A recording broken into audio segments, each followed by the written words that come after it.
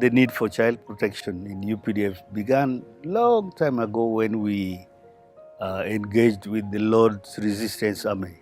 And they used to abduct children, they used to use children into the ranks of the rebel outfit.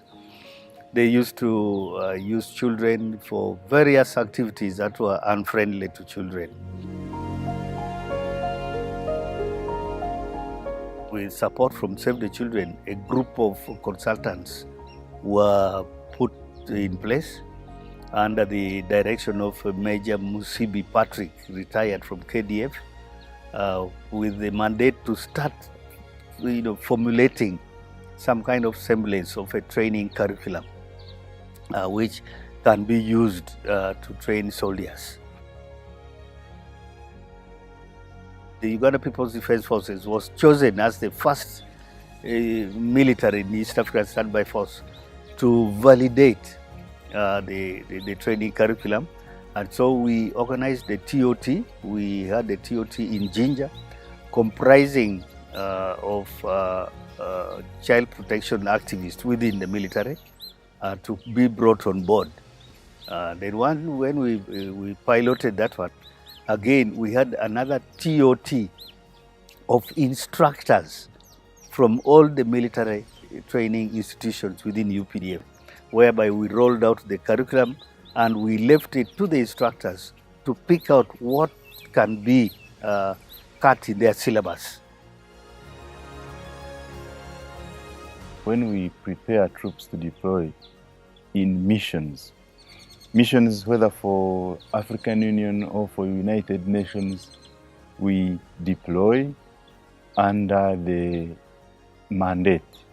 Most of these mandates entail civilian protection. This training on child protection before deploying troops is very relevant because once they get the skills on how to handle these special categories of children, then you know you have a better product when they deploy on how to handle issues that concern these children in conflict areas. Currently, UPDF is already having a more systematic way of delivering the training. We have trainers of trainers across all their training wings. We also have a very elaborate pre-deployment training on child protection. And over a period of time, we've seen them deploying about over 9,000 soldiers who've been trained on child protection, who've gone on mission. We've also undertaken a debrief with the same soldiers who've gone in mission and coming back, and also giving their feedback in terms of pre-training, in-mission work, and coming back and debriefing to see how we keep improving on the program, and also the lessons learned and how this kind of training supported their stream of work. We had to understand what conflict is. We had to understand what childhood is and the childhood development. We also taken through the rights of a child. We also schooled about the legal frameworks from which all actions spring. We also taught about monitoring and reporting. We also taken through how to coordinate with different stakeholders in the event that you are in the operation. Okay. Then we were taken through a code of conduct where we were taught about sexual exploitation and harassment. We learn things like, one, the culture. We must adhere to the culture of the Somali people. I'll give an example of the dress code. All our female combatants are advised to dress in an Islamic way, to cover their hair.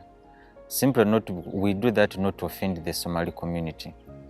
Then we have to learn about the Geneva Convention, about the rules of engagement, what are expectations, when can you engage the enemy, and what dialogue do you take. So all the soldiers are informed in that line, and we go when we're prepared, we know what to do.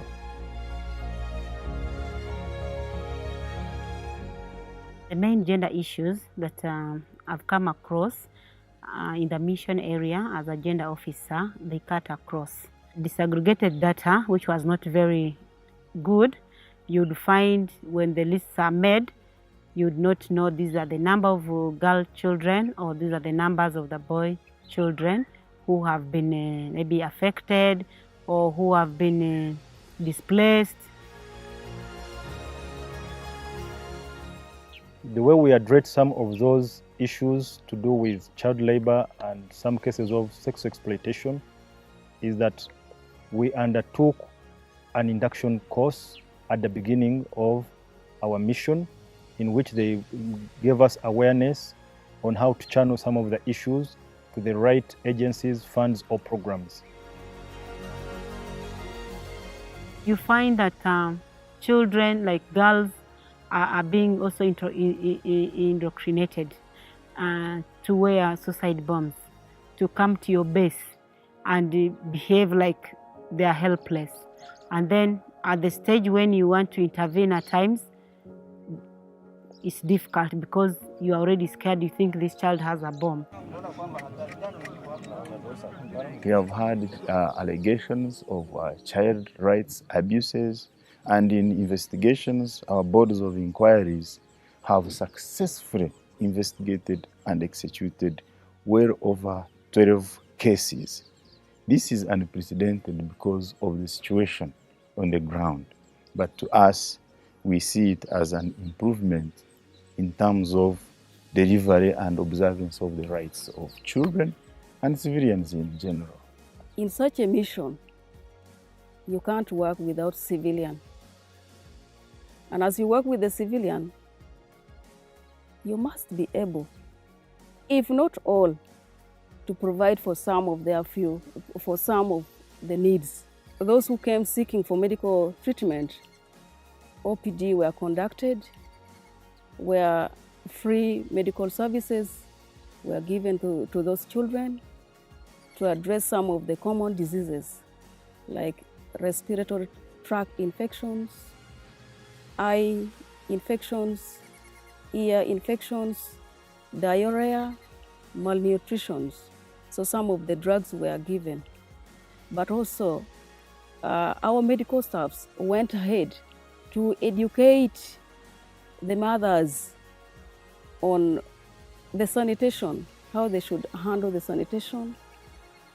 The mothers also were advised to consistently do breastfeeding that would help to boost the immunity of their children, and then also to take care of their cleanness or their smartness. We have built capacity. I want to give kudos to Save the Children because they have consistently and persistently facilitated the processes of child protection training. We have assimilated the child protection curriculum into our syllabuses. A directive has now been given for every training institution to have a child protection curriculum in its syllabus.